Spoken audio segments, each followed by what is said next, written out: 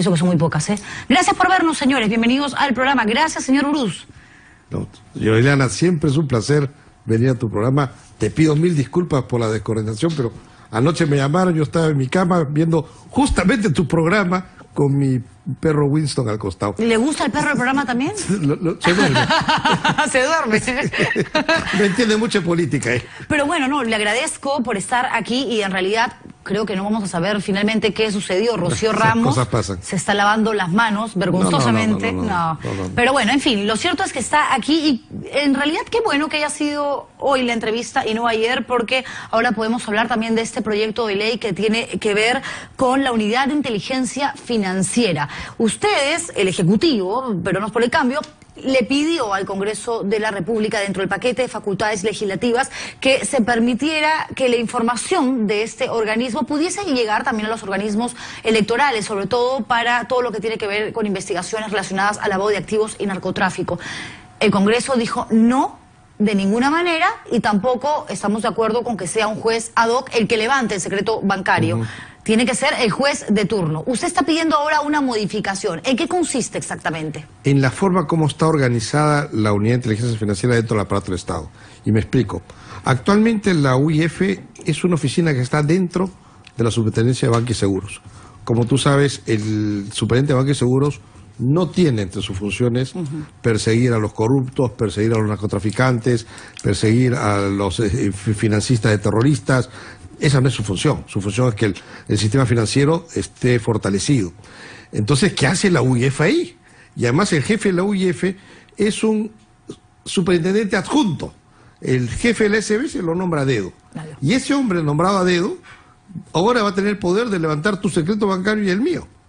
Entonces lo que nosotros decimos es, no, saquemos a la UIF de la SBS, que tenga un vínculo solamente financiero, porque la SBS la financia, y que además el mismo régimen laboral que hay en la SBS sea el mismo régimen laboral que se mantenga en esta UIF. De otras palabras, sería una especie de OPD de la SBS. De acuerdo, por lo tanto, el proyecto pasa por darle autonomía e independencia a la unidad de inteligencia financiera. Y al jefe de la UIF lo va a nombrar el presidente de la República con la ratificación del Congreso.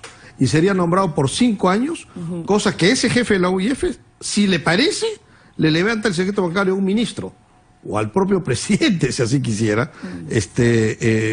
porque podría investigar al gobierno de turno y el gobierno de turno no lo puede votar. Actualmente el tipo lo nombra al jefe de la SBS. Pero investigando siempre y cuando sea el juez de turno el que dé luz verde para el levantamiento. Ese es el acuerdo que hay político, va a ser un juez de turno, eso siempre, eso ya no cambia. Simplemente lo que queremos es que el jefe de la UIF, que en otros países es un funcionario tan importante como el Contralor General de la República, como el Fiscal de la Nación. Como el Superintendente. Así es un personaje importante. Aquí es un funcionario de segundo nivel.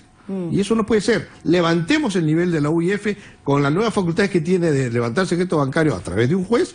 Vamos a fortalecer mucho la lucha contra la corrupción. Ok, el Congreso ya dijo que no estaba de acuerdo con que fuese un juez ad hoc, una sola persona la que revise todas estas solicitudes de levantamiento del secreto bancario, sino que llegue al juez que está de turno. Llega a ese juzgado, a ese despacho y se determina. Sabemos también, siendo absolutamente realistas, congresista, que esto va a generar de todas maneras burocracia, porque el Poder Judicial no es lo rápido, no es lo ágil que todos pues esperamos y que quisiéramos. Por lo tanto, este proyecto no podría cambiar algo que ya tiene una respuesta negativa del Parlamento, pero que los organismos electorales puedan acceder a esta información. Dos cosas. En primer lugar, actualmente existe un mecanismo parecido para levantar el secreto de las comunicaciones. La policía, cuando sabe que, por ejemplo, de un teléfono hay un extorsionador está usando un teléfono, va donde un juez y le dice, oye, levántame el secreto bancario el secreto de comunicaciones de ese teléfono, porque tengo aquí la evidencia los indicios de que ahí se está cometiendo un delito. Y el juez en el día levanta el secreto de las comunicaciones. O sea, ya hay un procedimiento ágil, el mismo procedimiento se utilizaría para levantar el secreto bancario. Ahora, la segunda parte de la pregunta, ¿cuál era?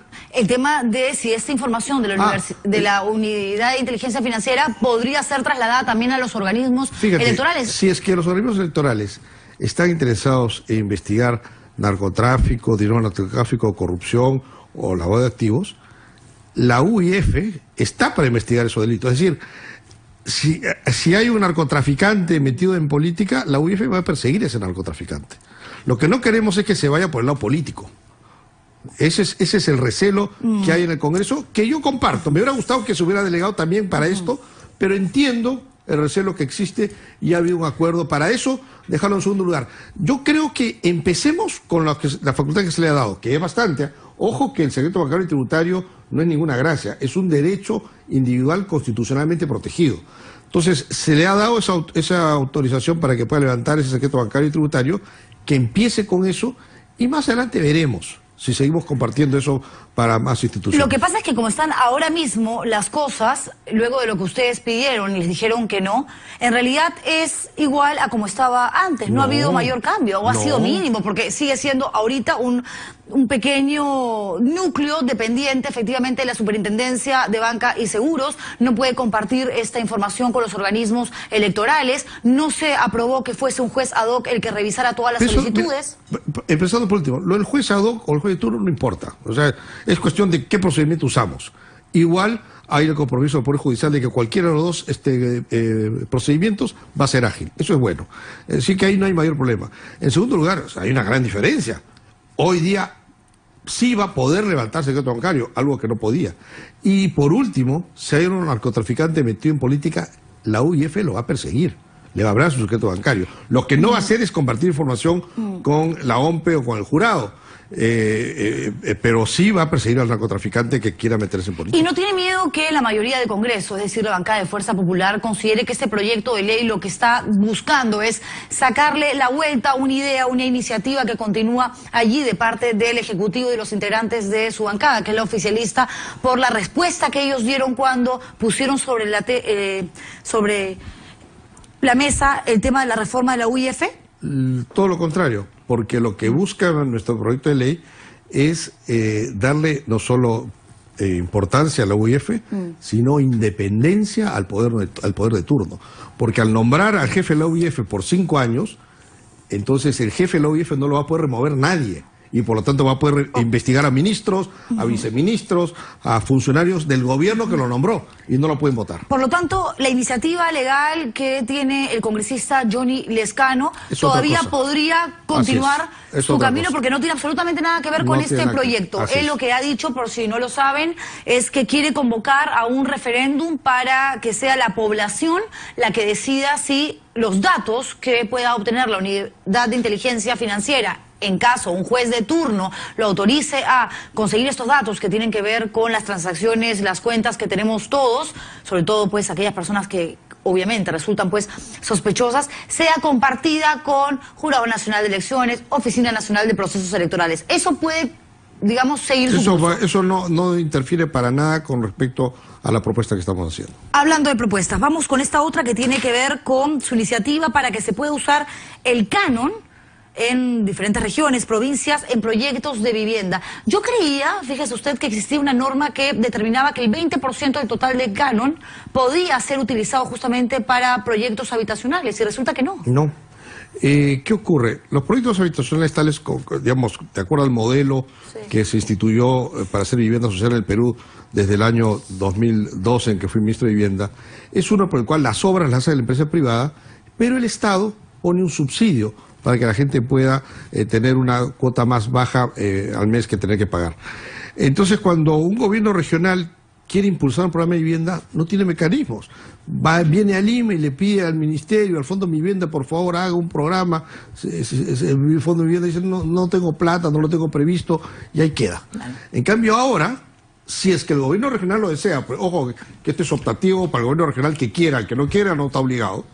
El gobierno regional puede decir, ¿sabe qué? Aquí tengo un terreno en Riazo, yo le voy a poner agua y desagüe a ese terreno y promuevo un programa de vivienda social aquí. Llamo al Fondo de Vivienda, digo, Fondo de Vivienda, venga acá, no se preocupe, yo voy a poner los subsidios. Usted póngame los créditos a largo plazo que las familias necesitan y hace un concurso, llaman a empresas privadas, las empresas privadas hacen las viviendas, el Fondo de Vivienda pone los créditos y el gobierno regional pone los subsidios. Por eso, no es un proyecto que obliga a los gobiernos regionales y municipales a hacerlo, sino a que puedan optar. ¿Y usted cree que realmente genere interés? Sí. Mira, yo hablé con el ministro de Vivienda y él me contó cuando él era gerente regional de la región de Moquegua, ellos quisieron hacer eso, quisieron hacer un programa en el cual ellos ponían los subsidios y llamaban al Fondo Mi Vivienda porque pongan los créditos y la empresa privada para que construya las casas, y la ley no le permitía. Entonces, hay gobiernos regionales que sí estarían interesados en hacer esto y se les abre el abanico de opciones y para que de esa manera puedan usar el canon en proyectos habitacionales. Fíjate, Juliana, hay minas que generan como pago millones de dólares en canon y al costado de la mina hay chozas, hay gente que no tiene vivienda. Pero ¿hasta qué punto esto no podría generar algún tipo de conflicto social, señor Bruce? Y se lo pregunto porque no hay una correcta distribución del canon, y eso lo sabemos todos. Entonces hay zonas, evidentemente, que van a decir, ¿por qué nosotros nos vamos a perder la oportunidad que tienen los de allá? Porque uno, reciben más canon y porque ese gobernador regional, ese alcalde sí está interesado en usar un porcentaje de esta plata para un proyecto habitacional, para un edificio, pues para un complejo. Y los de aquí no. Sí, bueno, ese es otro problema, que es el tema, la gran discusión de la distribución justa del canon a nivel nacional. Que ese es, digamos, es un hecho tanto para vivienda como para pistas, como para agua, es decir, para todo lo que es infraestructura. Ese es otro problema. Efectivamente, hay una distribución injusta, hay mucha gente que tiene mucha plata y otras regiones que no tienen nada de plata. Eso es un tema más difícil, porque ahora, ¿cómo le dices a las regiones que reciben el canon? Ahora vas a recibir la mitad porque la vas a compartir al costado. Se arma la trocatinta. Claro, ¿sí? pero ¿no? Tampoco hay una entidad que se encargue realmente de fiscalizar al detalle en qué se va toda esa plata producto del canon, porque vemos, por ejemplo, algunas provincias, regiones, donde es tanto el dinero y el porcentaje, el grupo de pobladores tan pequeño que de pronto ves monumentos regados en la plaza de armas, a cuál más guachafo, a cuál más ridículo, a cuál más innecesario, habiendo tantísimas personas en una zona muy cercana que no tienen ni siquiera acceso a una posta. Fíjate, la plata del canon debiera ser algo supletorio al presupuesto que tienen los gobiernos regionales y locales, y debería ser plata que se dedique a infraestructura básica, no a hacer plazas, no a hacer monumentos, sino a hacer obras de agua, desagüe, luz, pistas, veredas, algo que ayude a mejorar la calidad de vida del poblador. Esa plata debiera ir a esa infraestructura. Y por supuesto, en ese rubro, vivienda es algo que los seres humanos necesitamos, si no, no podemos vivir. Y por lo tanto, al ser algo básico, una necesidad básica del ser humano, debiera el canon poder usarse en eso. No han pasado ni siquiera 3 meses desde que ha ingresado usted al Congreso de la República. ¿Y cuántos proyectos ya ha presentado? Creo que son alrededor de 12. Sí, pues es bastante. Hay una producción importante en su despacho. No voy a hacer la de Elías Rodríguez nomás. Espero que no. Hasta ahora no me ha pasado. En todo caso, el proyecto de la Unión Civil todavía está, veremos, lo están trabajando. ¿Cuándo va a estar por fin listo? ¿O qué están esperando? Va a ser presentado en las próximas semanas. Justamente hoy día hemos tenido una reunión de coordinación con el congresista Alberto Belaúnde, porque los dos somos coautores de este proyecto, y en las próximas semanas lo vamos a presentar.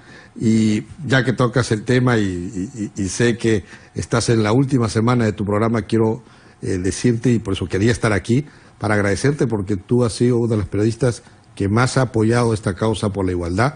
Eso me despierta a mí un gran cariño. Gracias. Y ya sea donde vayas, y sé que vas a tener mucho éxito, quiero que sepas que tienes no solo un admirador, sino alguien que está profundamente agradecido. Ay, qué buena onda, muchísimas gracias. Me hace llorar, señor Bruce. Y generalmente los políticos me hacen llorar, pero de rabia. A ver, no de emoción. A ver, ¿usted cree realmente, con absoluta honestidad, que prospere este proyecto? Yo creo que hay que seguir intentándolo. Ahora hay mejores posibilidades que antes, porque tenemos ahora un gobierno que sí entiende lo que es igualdad, ¿no? El presidente Kuczynski mandó un saludo el día de la marcha del orgullo gay. Hace poco declaró que si 2 personas del mismo sexo quieren unirse, pues que tengan buena vida. A diferencia, pues, de nuestro anterior presidente, que cada vez que le preguntaban sobre el tema, dijo, espérense, me voy a correr, y se iba a correr, ¿no? Nunca quiso pronunciarse, y siempre las personas que no se pronuncian es porque realmente odian o discriminan, ¿no? Claro, está evidentemente el aval de Pedro Pablo Kuczynski y el hecho que él está a favor de que este proyecto se convierta ya en una realidad, lo dijo además en campaña. En la bancada también todos comparten la misma idea. En el APRA otra vez estaba con Javier Velázquez Esquén y él me decía que votaría también a favor, pero hay que lidiar con los 72 parlamentarios de Fuerza Popular y allí va a estar lo complicado, lo difícil. ¿Hasta qué punto van a ceder ustedes y dejar la esencia de lo que tiene que ver este proyecto Unión Civil para contentar, para poder negociar con la oposición? Mira, la unión civil es algo que es lo mínimo que se debe conseguir. No creo que sea algo de negociar, porque los derechos humanos no se negocian. Soy optimista porque no solamente está el APRA, está Acción Popular, Barnechea en campaña dijo que estaba a favor, también está el Frente Amplio, que ellos inclusive van más allá, están a favor del matrimonio igualitario, y sé que muchos congresistas dentro de Fuerza Popular también están a favor, y Keiko ha dicho que ella va a dejar en libertad a sus congresistas para que voten, así que la sumatoria de estas bancadas más los congresistas que puedan votar en Fuerza Popular puede ser, hay una posibilidad que esto pueda pasar, pero yo creo que el gran valor que tiene esto es que desde que lo presentamos hace 3 años atrás, el tema se empezó a conversar. Era algo que antes nadie se atrevía a tocarlo. Hoy en día todos los políticos saben que ahí hay un problema por resolver. Y cada vez hay una comunidad más dispuesta que antes a exigir con mayor vehemencia: oye, resuélveme este asunto, porque yo soy tan peruano como cualquiera, pago mis impuestos como cualquiera, soy un ser humano como cualquiera y no tengo los mismos derechos como cualquiera. Bueno, está clarísimo que de Peruanos por el Cambio no va a salir, al menos en estos próximos 5 años, un proyecto de ley, una iniciativa legislativa que tenga que ver con el matrimonio igualitario, que tiene diferencias abismales con el de unión civil, sobre todo, digamos, el más polémico es el que da derechos a una persona o a 2 personas del mismo sexo a poder adoptar niños. Frente Amplio efectivamente cree que esto se debería dar en nuestro país, como consideran además muchas personas. Más allá de lo que la bancada pueda proponer, ¿usted está de acuerdo o estaría de acuerdo con que en el Perú una pareja de hombres, una pareja de mujeres pueda adoptar niños? Sí. Y lo digo por experiencia propia. Yo tengo 2 hijos. Y mis 2 hijos son gente que ha crecido. Los 2 son héteros. Tienen un trabajo exitoso. Y por lo tanto puedo dar fe que no pasa nada si una pareja del mismo sexo cría hijos. Sin embargo, entiendo que ese no es el consenso en la sociedad. Tampoco es el consenso en mi bancada. En mi bancada hay un consenso con respecto a la unión civil, no con el matrimonio igualitario, con el cual yo sí estoy de acuerdo, pero mi bancada no. Yo respeto el acuerdo de mi bancada y ese es el camino que vamos a seguir. Cuando se habla del matrimonio gay, claro, no necesariamente, porque además hay investigaciones que se han hecho en todas partes del mundo que habla de que efectivamente un niño adoptado por 2 mujeres o una pareja conformada por 2 hombres no tiene que ser necesariamente mañana gay o lesbiana, porque si no, los homosexuales ¿de dónde salieron? No habrían salido de familias conformadas por parejas heterosexuales. Es absurdo. Pero el tema es el sufrimiento que podría tener, el daño psicológico que se le podría generar a un niño en una sociedad donde hay tanta discriminación, tanta homofobia, tanto machismo como esta, como la peruana. Mira, medio en broma, medio en serio, yo te diría que ser hijo de un congresista también es así de complicado. Seguro, pero ya estaban grandes. Estaban grandes sus hijos cuando además su papá político admite su naturaleza sexual públicamente, lo anuncia, y pues ellos ya lo sabían, eran chicos, fueron formados. No solo lo sabían, sino que cuando les dije que lo iba a hacer, me dijeron: si quieres, salimos contigo en la entrevista apoyándote. Qué lindo eso, ¿no? Nació de ellos, yo no los iba a meter a esto, no se los pedí, yo solamente les informaba. Me dijeron: no, estamos contigo a tu costado. ¿Y nunca le cuestionaron? No. ¿Nunca? Se molestaron conmigo porque no se los dije antes, ¿no? Y cuando se los dije, ellos me dijeron: ya sabíamos. Y ¿por qué no me dijeron nada? Porque como tú no nos decías nada, nosotros tampoco te decíamos nada, pues. Esperamos que tú no lo digas. Claro, yo buscando la forma de decírselo, tú sabes. Claro, y encima 2 hijos hombres. Como somos los adultos, ¿no? Pero ellos absolutamente natural, y como le digo, cuando le dije que lo voy a hacer público, me dijeron: ya, bacán, si quieres estamos contigo, no tenemos problema. Bueno, maravilla de hijos que tiene, seguro, y ahora nieto. Sí. Sí, vi una foto por ahí. Sí, Robert.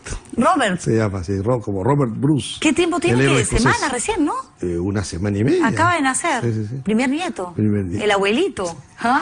No me hagas bromas, no me hagas. ¿Pero le gusta? ¿Se siente bien? Tengo sentimientos encontrados. Por un lado, es lindo tener una descendencia, pero por otro lado, ya soy abuelo, eso no me agrada mucho. No. ¿Y le gustaría que alguno de sus hijos ingrese mañana a la política, o su nieto Robert más adelante, cuando crezca? Obviamente falta tanto. Yo, digamos, si son felices, sí, encantado. Lo único que quiero es que sean felices en lo que hagan, sea política, sea basureros, sea lo que fuera, pero que sean felices. ¿Usted es feliz haciendo política? Parcialmente, ¿eh? O sea, yo no haría política 24 horas al día. Yo, de hecho, me desconecto por momentos de la política porque te vuelve muy frío, muy a veces un poco de maldad. La política es imposible meterte en la política y no tener pasión. A veces la pasión se te va por el lado positivo, a veces por el lado negativo. Entonces, para no convertirme en un mal hombre, a veces me desconecto y me gusta salir a conversar con gente y de pronto te das cuenta que la política no es el fin. Lo que la gente quiere es ser feliz. Y si la política les da esa oportunidad de darles una vida tal que puedan tener plata para que sus hijos tengan educación, salud, de calidad y además les den un poquito de platita para divertirse y ser felices, bueno, bienvenida a la política. Pero ese es un medio, no es el fin. Entonces, eso hay que tenerlo bien claro para ser un buen político. Bueno, pero no me va a decir que no es más feliz ahora en Peruanos por el Cambio que en Perú Posible. No, ahora sí soy inmensamente más feliz. Bueno, y hablando justamente de esta transición suya, ¿no? Porque todos recordamos además las circunstancias en las que usted deja el partido de la Chacana. Lo dejé, me votaron. Sí, pues, por eso Alejandro Toledo lo trató muy mal. Yo me acuerdo que le hice una entrevista ese mismo día y estaba además usted muy dolido, no solo por lo que significaba dejar un partido, una agrupación en la que había creído, por la que había luchado, sino porque además perdía al amigo, ¿no? A Toledo. Pero no, y además fue la forma, porque me encuentro con él el 28 de julio en el Palacio Legislativo, que iba Humala a asumir el mando, y entra él ahí, y yo me acuerdo, José León me dijo, Carlos, vamos a saludar al presidente. Y fuimos y lo saludamos, y Toledo, hola Carlitos, ¿cómo estás? Y el 29 de julio abre el periódico y me había expulsado del partido. Entonces, simplemente cerré, aquí se acabó. Y creo que me hizo un gran favor, porque si no te habría tenido que defenderlo por lo de coteo y todas esas cosas que eran temas realmente indefendibles, ¿no? ¿Quién es más brava, Elian Carp o Nadine Heredia? No sé. No sé, ni se me ocurre... Pero con Elian también rompió palitos. Bueno. Sí, pues ya se alejó de todo. No hablo de nada más. ¿Sabe por qué le planteaba este tema del pasado? Porque ahora en el Congreso hay una propuesta, hablando justamente de iniciativas, que tiene que ver con castigar a aquellas personas mal llamadas tránsfugas, porque el que en realidad es tránsfuga es el que se cambia de partido por una coima, por plata. Todos los que pasaron por la salida de por un oportunismo político. Exactamente, ¿no? Por conveniencia. En el caso suyo, de Juan Cheput, el propio Luis Larreta de Fuerza Popular, Lourdes Alcorta, han cambiado de agrupaciones porque lo han creído conveniente, han cambiado de camiseta. Pero si este proyecto se aprueba en el Congreso, una persona que por cualquier razón entendible, justificable, deja su bancada, por la cual llegó al Congreso de la República, prácticamente se convierte en un muerto viviente allí en el Legislativo, no puede hacer nada. Es un tema que hay que conversar bien, porque en efecto, por ejemplo, la misma Verónica Mendoza, cuando ella se retira del humanismo, fue por una razón objetiva. El humanismo, el nacionalismo candidateó como una agrupación de izquierda, llegaron al gobierno y viraron hacia la derecha. Entonces era natural que gente que tenía principios dijera, ¿sabes qué? Hasta aquí nomás, tú me has engañado, me retiro. Eso no es transfugismo, eso es consecuencia política. Entonces no se le puede tratar como gente que, como dices tú, recibe plata para que se mueva de un partido a otro, ¿no? Ellos lo hicieron por principios. Entonces hay que ver cómo se hace en esos casos. ¿Quién califica que efectivamente esto es oportunismo y esto no, estos son principios? Porque es bien subjetivo, además, y va a pasar por una cuestión absolutamente interpretativa. O como me pasó a mí, que me expulsaron. Entonces, ¿yo qué hago? Yo no renuncié, me votaron en el partido. Y yo de paso agradezco que me hayan votado, pero no es un acto voluntario, ¿no? Es que este Congreso acaba de arrancar y recién hay una sola disidente en el Parlamento, que es Jenny Vilcatoma, quien salió de Fuerza Popular, renunció. Héctor Becerril dice que son las bancadas las que tienen que decidir a qué comisión podría entrar y que ella no tiene bancada. Ella ha solicitado formalmente regresar a la Comisión de Fiscalización como integrante, obviamente no como presidenta. Ya está ahí justamente Héctor Becerril, pero todavía eso no se da. Y usted opinó sobre ella, ya ha dicho que sí, que debería volver. ¿Cree que se lo permitan? Espero que sí. No es posible que ella no participe en ninguna comisión. Quizás, claro, si estuviera en una bancada, su bancada es la que decidiría a qué comisión va, porque son las bancadas las que deciden, este congresista mío va a esta comisión, y dependiendo del porcentaje que les permite a las bancadas tener representación. Bancada, Algún órgano del Congreso tendría que tomar esa decisión, que puede ser o el Consejo Directivo o la Mesa Directiva. Pero es un tema que hay que analizarlo. Hay un vacío ahí en la legislación. Estamos conversando con los voceros a ver qué camino tomamos.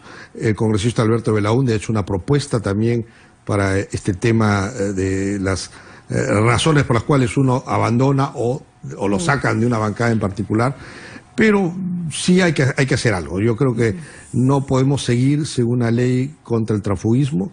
Eso creo que es un consenso en el Congreso y algo tenemos que producir. ¿Quién perdió más con la salida de Jenny Vilcatoma, la congresista o la bancada de Fuerza Popular? Yo creo, y es una opinión personal, que en algo ha perdido la congresista, ¿no? Ella quizás sin quererlo, por su vehemencia en sacar las leyes, y es algo que uno aprende en el Congreso, tiene que tener una paciencia pero de monje, ¿no? Porque las cosas no van rápidas, no puedes perder los papeles. Y en esta salida, como quizás ella sin quererlo, ha quedado como una persona media intolerante o media conflictiva, ¿no? Y tal es así que, digamos, que nadie se está peleando que ella vaya a la bancada, no es que le llueven ofertas, hasta donde yo sé. No sé, he visto por ahí que Acción Popular sí le tiró un ramo de oliva, pero después han salido a decir que no lo han discutido todavía al interior de la bancada, de la agrupación. Entonces, y mientras tanto, yo creo que ella sin quererlo ha generado esa imagen, porque es primera vez que ella es congresista y quiso sacar varias leyes rápido. Y aquí hay que entender que el Congreso no puede actuar rápido, la gente no lo entiende, pero el proceso de construcción de una ley, que es un documento importantísimo porque esa ley va a obligar cómo puedes actuar tú, cómo puedo actuar yo. Sí, claro. Tiene que ser lento para dar tiempo a cualquier persona afectada que pueda hacer llegar sus sugerencias para que sean tomadas en cuenta por el legislador. Entonces hay que tener paciencia. Claro, lo que pasa es que Jenny Vilcatoma renuncia y a los días, creo que no pasaron ni 3 días, y ya había un proyecto de ley de la bancada de Fuerza Popular que tenía que ver con sancionar a aquellas personas que dejan las agrupaciones, las bancadas por las cuales llegaron al Parlamento. O sea, nos pasó con Jenny Vilcatoma, no nos puede volver a suceder, más o menos, ¿o no? Sí, bueno, estaba en la agenda de Fuerza Popular impulsar ese tipo de legislación. Claro, ellos tienen un interés claro, tienen 73 congresistas, ahora 72, y no quiere que se les siga yendo. Y ellos sí tienen un interés en particular. Pero eso no significa que no haya necesidad de sacar una ley antitransfugismo, que yo creo que sea necesidad. ¿Cree que vayan a darse más casos de renuncias en los próximos meses, en el Congreso de la República al menos? Difícil decirlo, yo creo que no es un escenario imposible que eso ocurra. Como tú sabes, la política es pasión y en el Congreso es pura política y hay desencuentros. Así que yo no pondría la mano en fuego porque eso no ocurra. De acuerdo, porque en política o renuncias, o te votan, o te obligan a renunciar. Y quien está en una situación complicada y podría estar incluso en un momento así tan extremo como este es el propio ministro de Educación, Jaime Saavedra. Está clarísimo, se la tienen jurada.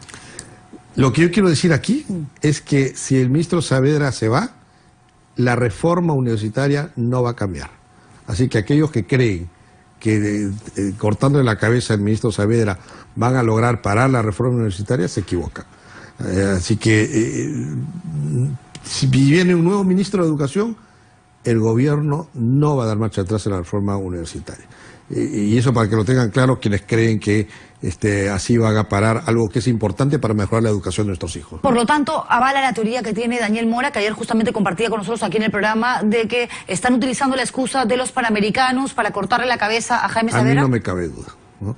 Porque si bien efectivamente hay atrasos en las horas del Panamericano, si bien efectivamente puede ser que el ministro Saavedra pueda tener una parte de esa culpa en el atraso del gobierno anterior, realmente una inversión de esa magnitud, estamos hablando de 1.400 millones de dólares más o menos, esa inversión no se hace si es que el presidente no toma la decisión política de hacerlo con su ministro de Economía, ¿no? Y entonces ellos son los principales responsables. Quizás el ministro de Educación debió haber, como dicen los americanos, soplado el pito para llamar la atención más sobre el tema, pero eso de ninguna manera creo que justifica una censura. Sí, el Congreso tiene todo el derecho y debe hacerlo de pedir información. El ministro va a ir con el primer ministro y con Carlos Neuhaus, que es un extraordinario jale para presidir la COPAL, que es un empresario eficiente y honesto. Van a ir el lunes a dar toda la información que necesite la Comisión de Educación y van a exponer ahí que estamos a tiempo de tener los mejores Juegos Panamericanos que van a ser el orgullo del Perú y que van a poner al Perú en el centro del mundo. Y además nos va a dejar una infraestructura deportiva que, quién sabe, algún día las Olimpiadas podrían hacerse en nuestro país. La intención, las ganas, el deseo están. El propio presidente de la República, Pedro Pablo Kuczynski, ha dicho que llegamos de todas maneras a los Panamericanos. Pero ¿de qué manera se va a llegar? No se ha puesto ni siquiera el primer ladrillo en la vía olímpica en Villa El Salvador. Sí, efectivamente no se ha puesto ni una piedra hasta ahora, pero los plazos están ajustados, pero se puede hacer. La delegación de facultades va a permitir al gobierno hacer procesos más acelerados. Se tienen los recursos para hacerlo y además hay una decisión política de hacerlo. El presidente de la República, Pedro Pablo Kuczynski, quiere que se hagan esos juegos y si se van a hacer esos Juegos Panamericanos en el Perú, llueve o truene. Y nos vamos a sentir orgullosos de ser la sede de un evento tan importante. Una de las cosas que también quería y desde la campaña, y quiere PPK, es bajar en 1% el IGB. Y esto es algo en lo que ya pues está trabajando. Pero el temor que existe todavía es que tiene que ver con el forado, el hueco, para hablar en palabras más sencillas, que se podría generar con esta reducción. Porque claro, la idea es compensar un poco la balanza a través del incremento del número de contribuyentes y también de la recaudación total. Pero ¿qué pasa si eso no sucede? Fíjate, hay que romper el círculo perverso en el que estamos. Hay 75% de la economía peruana que es informal. Gente que no tributa, no está en el radar de la SUNAT. Entonces la SUNAT exprime al otro 25% y le saca la mugre, sacándole todos los impuestos con los que la SUNAT recauda. Desde que yo soy presidente de ADEX se habla de que hay que ampliar la base tributaria y no se ha ampliado una coma, un punto, nada. ¿Por qué? Porque la tasa del impuesto, el IGB, es alta. Y hay un axioma que es clarísimo. Mientras más alta la tasa, más alta la propensión a evadir. Mientras más baja la tasa, más baja es la propensión a evadir. Entonces, no podemos seguir teniendo una de las más altas tasas de IGB que hay en el mundo. Estamos en el rango más alto de impuestos a las ventas del mundo. Entonces, ese IGB tenemos que ir bajándolo para que de esa manera cada vez nuestra economía sea más formal. ¿Tú sabes cuánto es en Chile? En Chile es a la inversa. 30% de la economía es informal y 70% es formal. Lo que pasa es que en el Perú la gente justamente no se pasa al lado de la formalidad porque dice, ¿para qué yo voy a formar una empresa con todas las de la ley si a la hora y la hora no voy a tener ganancias porque la SUNAT se va a quedar con mis ingresos? Claro. Y en la otra parte del dinero total lo tengo que utilizar para seguir reinvirtiendo porque si no sería un empresario de lo más bobo, ¿no? Es que el IGB es altísimo, está entre los más altos, entonces la propensión a evadirlo es alto. Ese IGB tenemos que bajarlo. Y fíjate, tenemos de presidente de la República a alguien que ha sido ministro de Economía muchos años. Tenemos de primer ministro a alguien que también ha sido ministro de Economía. Ninguno de los dos fue ministro de Economía que abrieron la caja fiscal y generaron déficit. Los dos entienden perfectamente que no hay país del mundo que puede progresar con altísimo déficit fiscal. Entonces, ellos, teniendo esto claro, no van a generar un forado, sino el plan es bajemos el IGB y con otro tipo de medidas ampliemos la base tributaria para que no tengamos déficit fiscal y el país siga creciendo.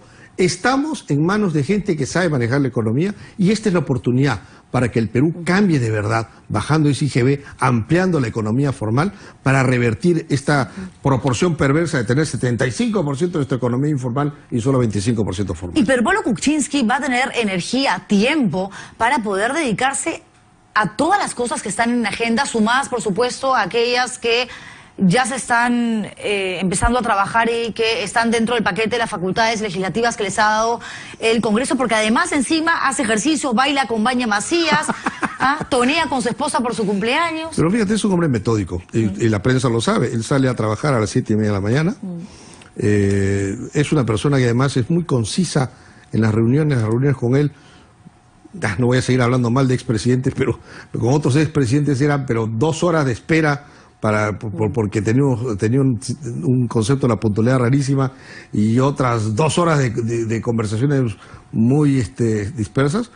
Con el presidente Kuczynski son 10 minutos de reunión, 15 minutos de reunión y de lleno al grano, porque es una persona que sabe trabajar, trabaja desde muy temprano y además, lo más importante, tiene un brazo derecho que es el primer ministro, que creo que no quiero ofender ni menospreciar a ningún otro primer ministro, porque es uno de los mejores primeros ministros que hemos tenido en los últimos tiempos. Alguien que tiene empatía, es muy difícil pelearse con él, porque es una persona que no va al enfrentamiento, y que además ha traído esto a la empresa privada de ser muy conciso también en las reuniones, y él conversa con todos los ministros y de verdad está actuando como un primer ministro que reporta al presidente y no simplemente como alguien decorativo que llama para ver si le dan luz verde o no le dan luz verde, como ha ocurrido en el pasado. Así que creo que tenemos en los más altos niveles del Estado a dos personas muy competentes, muy metódicas, y es el momento de poder aprovechar ese liderazgo para que el Perú verdaderamente cambie, ¿no? Gracias por haber venido, señor Carlos Bruce. Muchas gracias a ti, y te voy a extrañar y espero pronto verte en otro proyecto que estoy seguro será exitoso. Muchas gracias. Yo también voy a extrañar a tantos congresistas que pasan por aquí. Algunos no, la verdad, para ser honesta, pero usted seguramente está en la lista de aquellos que más respeto, sobre todo por su lucha y por la tremenda valentía, ¿no?, que Muchas manifestó gracias. cuando se enfrentó a una sociedad todavía tan homofóbica, tan tristemente machista, y dijo: sí, soy político, soy papá y soy gay. Y eso es algo que en un país como este se tiene que aplaudir no 2, sino hasta 3 veces, porque es muy, pero muy complicado. Gracias por haber venido. Gracias por tus palabras. Carlos Bruce.